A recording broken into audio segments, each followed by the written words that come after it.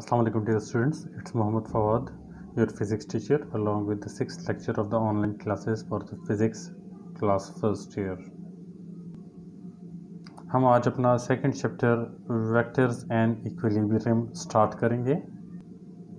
Vectors जैसे कि आप पहले भी पढ़ चुके हैं, उन फिज़िकल क्वांटिटीज़ को कहते हैं जो कि डायरेक्शन के बगैर फुली डिस्क्राइब नहीं हो सकती। इनको डायरेक्शनल क्वांटिटीज़ भी कहते हैं। एग्जांपल्स हैं फोर्स, टॉर्क, लीनियर मोमेंटम वगैरह। ये सारी वो क्वांटिटीज़ हैं जिनको डायरेक्शन स्पेसिफाई किए बगैर, मेंशन किए बगैर फुली एक्सप्लेन नहीं किया जा सकता, फुली अंडरस्टैंड नहीं किया जा सकता।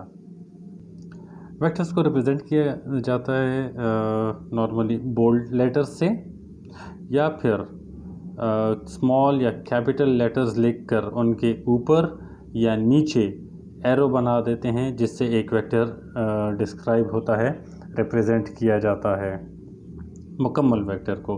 अगर हम सिर्फ मैग्नीट्यूड की बात करें तो मैग्नीट्यूड किसी भी लेटर से, सिर्फ लेटर से वेक्टर का मैग्नीट्यूड शो होता है।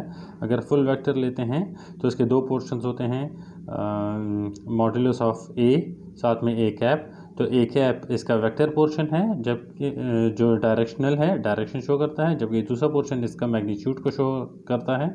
नॉर्मली जब हम न्यूमेरिकल्स वगैरह लेते हैं तो सिर्फ मैग्नीट्यूड लेते हैं, तो किसी भी वेक्टर के सिंबल को सादा लिख लेते हैं और वो उसके मैग्नीट्यूड को शो कर रहा होता है। दूसरा मेथड है वेक्टर को ग्राफिकली शो करने का। तो ग्राफिकली हम वेक्टर को एक एरो की मदद से शो करते हैं। लेंथ जो एरो की होती है वो किसी भी स्केल के मुताबिक ली जाती है और वो मैग्नीट्यूड को शो करता है, जबकि arrow head due to this reference frame वो शो करता है डायरेक्शन को, डायरेक्शन ऑफ द वेक्टर। आमतौर से vector north, east, west, south के साथ पैरेलल भी होते हैं, लेकिन किसी ख़ास एंगल से भी होते हैं। जब ये टिल्टेड होते हैं तो हम जो एंगल इसका स्टडी करते हैं, आम तौर से हम वो एक्स एक्सिस के अलोंग स्टडी करते हैं या ईस्ट वेस्ट के अलोंग स्टडी करते हैं। अभी जब मैंने बोला एक्स एक्सिस, तो ये क्या चीज़ है? You are well aware, Cartesian coordinate system आप पढ़ चुके हैं मैट्रिक की मैथ्स में, जिसमें हम ग्राफ भी बनाया करते थे। हम किसी भी सरफेस एरिया को दो परपेंडिकुलर नंबर लाइंस में स्प्लिट कर देते हैं। नंबर लाइंस इसलिए मैंने कहा क्योंकि इसमें पॉजिटिव पोर्शन भी होता है, नेगेटिव पोर्शन भी होता है, और इनको हम डिविजन्स में डिस्ट्रीब्यूट कर देते हैं। यहाँ पे नंबर्स होते हैं जो कि अकॉर्डिंग टू सम स्केल इस पूरे एरिया को स्प्लिट कर देते हैं। तो ये सारा कार्टेशियन कोऑर्डिनेट सिस्टम कहलाता है, जिसमें एक एक्स एक्सिस कहलाता है जो कि हॉरिजॉन्टल होता है, दूसरा वाई एक्सिस कहलाता है जो कि वर्टिकल होता है। ये पॉइंट ओरिजिन कहलाता है। ओरिजिन से एक्स इस साइड पर पॉजिटिव है, पीछे की तरफ नेगेटिव है। इसी तरह ओरिजिन से ऊपर वाई एक्सिस पॉजिटिव है और ओरिजिन से नीचे वाई एक्सिस नेगेटिव है। ये positive X, negative X, positive Y और ये नेगेटिव वाई। अगर हम कहीं से भी कोई एंगल में किसी वेक्टर को शो करते हैं तो उसका स्टार्ट हमेशा ओरिजिन से लिया जाता है। एंगल के साथ एंगल लिया जाता है एक्स एक्सिस के साथ। अगर हम एंगल से एक्स एक्सिस से काउंटर क्लॉकवाइज एंगल लेते हैं तो एंगल पॉजिटिव लिया जाता है। अगर एक्स एक्सिस से नेगेटिव डायरेक्शन में हम क्लॉकवाइज लेते हैं तो एंगल नेगेटिव लिया जाता है। काउंटर क्लॉकवाइज एंगल पॉजिटिव होता है और क्लॉकवाइज एंगल नेगेटिव लिया जाता है। जो टर्मिनेटिंग पॉइंट होता है इस वेक्टर का, इस वेक्टर को पॉइंट पी से हम डिनोट करते हैं, किसी भी पॉइंट से डिनोट कर सकते हैं। जो ऑर्डर्ड पेयर होगा इस पोजीशन का एक्स वाई, वो लोकेशन शो करता है इस पॉइंट का इस पूरे कोऑर्डिनेट सिस्टम में, कार्टेशियन कोऑर्डिनेट सिस्टम में।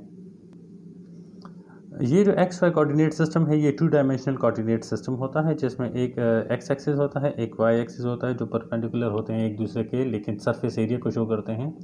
जब हम स्पेस या वॉल्यूमेट्रिक या 3D की बात करते हैं तो हमारे पास इन दोनों सिस्टम्स के अलावा, इन दोनों एक्सिस के अलावा एक और एक्सिस आता है जिसको हम कहते हैं जेड एक्सिस, और जेड एक्सिस इन दोनों एक्सिस के साथ पैरेलल होता है। आप पेन की डायरेक्शन देख सकते हैं। अगर एक्स वाई आपको वही वाला ले लें एक्सिस, तो जो पेन की डायरेक्शन है ये जेड एक्सिस होगी। 2 डायमेंशनल सिस्टम में जब भी किसी वेक्टर को हम स्टडी करते हैं जो कि किसी एंगल से बन रहा है एक्स एक्सिस के साथ, तो ऑल्दो ये वेक्टर एक्स एक्सिस के साथ भी एक एंगल बना रहा है, वाई एक्सिस के साथ भी एक एंगल बना रहा है, तो आप दोनों को स्टडी कर सकते हैं, दोनों एंगल्स को स्टडी कर सकते हैं, बट एट अ टाइम आपने सिर्फ एक वेक्टर को ही लेना है, एक एंगल को ही लेना है। आइदर आप इसको एक्स एक्सिस के साथ स्टडी करेंगे या फिर वाई एक्सिस के साथ स्टडी करेंगे।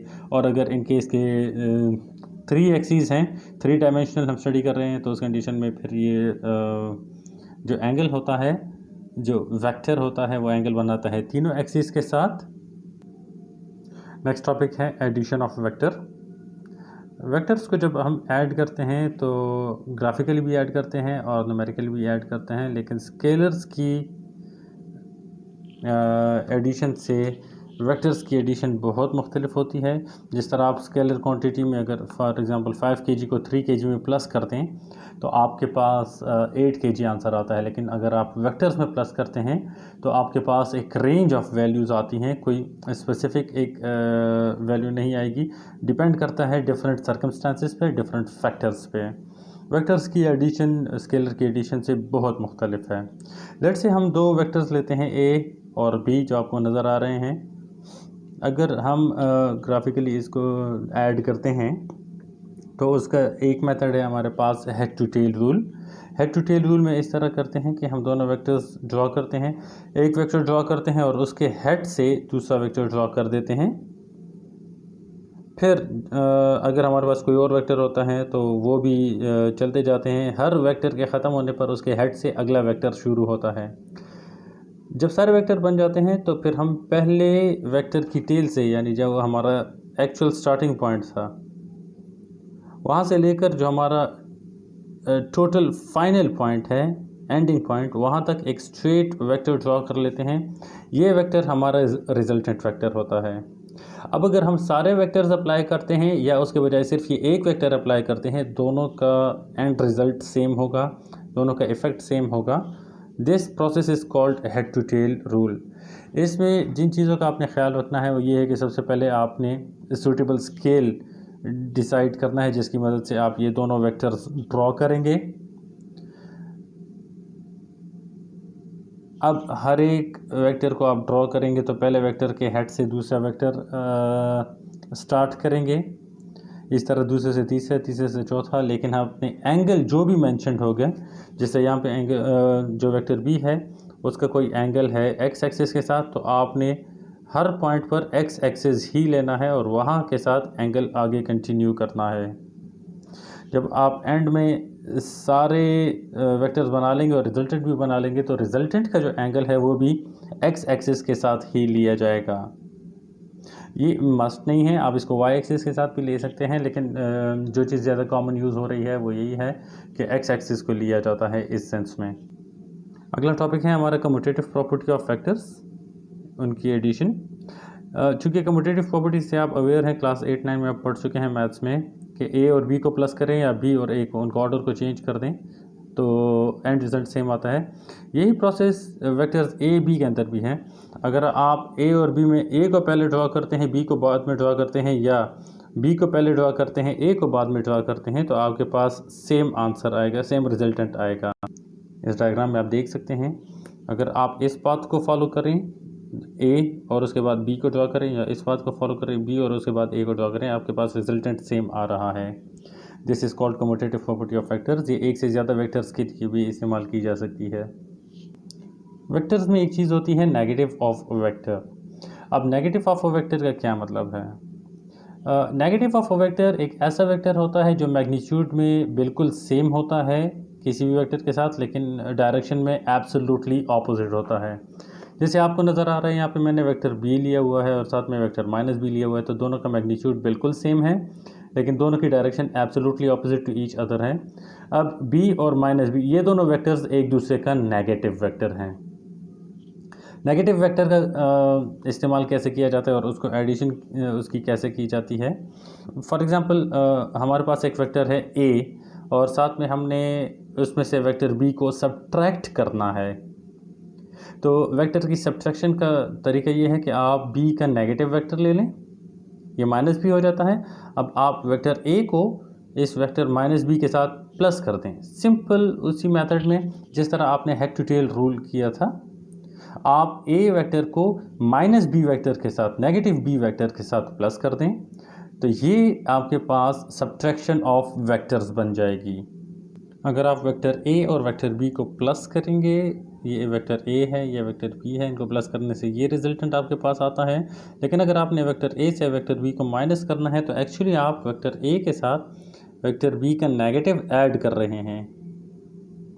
तो इस कंडीशन में ये रिजल्टेंट आपके पास आएगा। ये रिजल्टेंट ए प्लस बी का है और ये रिजल्टेंट ए माइनस बी का है। जब हम वेक्टर्स को किसी नंबर से मल्टीप्लाई करते हैं तो क्या होता है, लेट्स से हमारे पास एक वेक्टर ए है जो हमने इस तरह से ड्रॉ किया। अब इस वेक्टर को मैं 2 से मल्टीप्लाई करता हूं तो वेक्टर मेरे पास 2 टाइम्स ए बन गया। इस 2 की वजह से जो फ़र्क पड़ेगा वो इस वेक्टर के मैग्नीट्यूड पे पड़ेगा। आप देख सकते हैं कि इसका मैग्नीट्यूड डबल हो गया है। अगर मैं 3 से मल्टीप्लाई करूंगा तो इस ए का मैग्नीट्यूड ट्रिपल हो जाएगा, 3 टाइम्स हो जाएगा और वो ज़्यादा लंबा वेक्टर बनेगा। ये तो तब है जब मैं ए के साथ कोई पॉजिटिव नंबर मल्टीप्लाई करता हूँ। लेट्स से मैं ए के साथ माइनस कोई नेगेटिव नंबर मल्टीप्लाई करता हूँ -2a, तो इससे दो इफ़ेक्ट्स आएंगे। एक तो ये है कि इस ए का मैग्नीट्यूड डबल हो जाएगा। दूसरा, चूँकि माइनस मैंने मल्टीप्लाई कर दिया है जिसकी वजह से ये नेगेटिव वेक्टर बन गया, अब इसकी डायरेक्शन भी बिल्कुल ऑपोजिट हो जाएगी। अगर मैं ए के साथ -1 मल्टीप्लाई करता हूँ तो वो -a बन जाता है। यहाँ पे मैग्नीट्यूड का कोई फ़र्क नहीं पड़ता, लेकिन इसकी डायरेक्शन एब्सोल्युटली ऑपोजिट हो जाती है। तो वेक्टर्स में ये तरीका है कि अगर आप उनके साथ मल्टीप्लाई करते हैं नंबर्स, तो ये नंबर्स उनकी मैग्नीट्यूड पे भी असर डालते हैं और उसकी डायरेक्शन पे भी असर डालते हैं। लेकिन चूँकि आप नंबर सिर्फ 2 तरह के मल्टीप्लाई कर सकते हैं, पॉजिटिव या नेगेटिव, तो वेक्टर पे जो फ़र्क पड़ेगा या तो उसी डायरेक्शन में पड़ेगा या एब्सोल्युटली ऑपोजिट डायरेक्शन में पड़ेगा।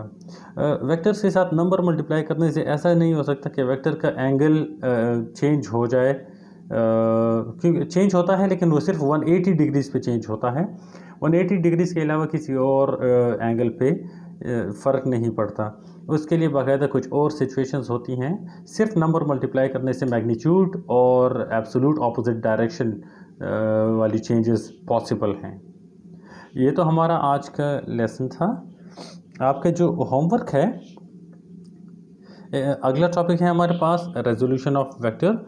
चूँकि रेजोल्यूशन ऑफ वेक्टर आप लोग पढ़ चुके हैं मैट्रिक में भी, तो ये टॉपिक आपका होमवर्क है। आपने राइट एंगल ट्रायंगल की मदद से बेस, परपेंडिकुलर, हाइपोटेन्यूज को रिप्रेजेंट करते हुए ट्रिग्नोमेट्रिक रेशोज़ की मदद से रेजोल्यूशन ऑफ वेक्टर के कॉन्सेप्ट को एक्सप्लेन करना है। That would be your assignment for today for this lecture. Next week फिर हम मिलते हैं रेक्टेंगुलर कंपोनेंट्स के मज़ीद टॉपिक्स के साथ। टिल देन, अल्लाह हाफिज़।